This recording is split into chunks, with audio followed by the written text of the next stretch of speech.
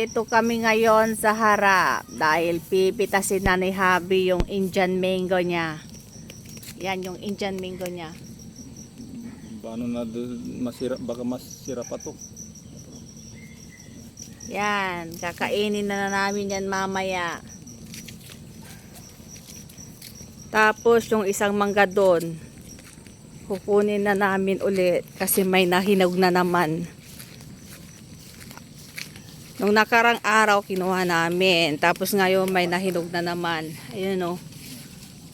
Ayun. Tapos yung isa yun o.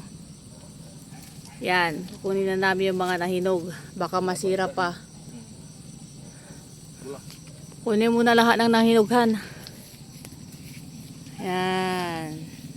May 3 kaming na-harvest. Yan. Susunod yung mga duhat. Kaso, hilaw pa yung mga duhat. Yan yung mga susunod na mga pipitasin namin.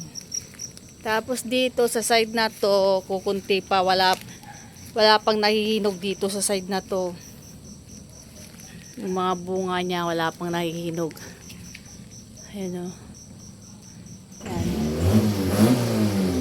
Yun, yung papaya namin, naubos na yung mga nahinog. Kinuha na namin yung mga nahinog, naubos na. Hintayin uli kung may mahinog. Yan, nandito kami ngayon.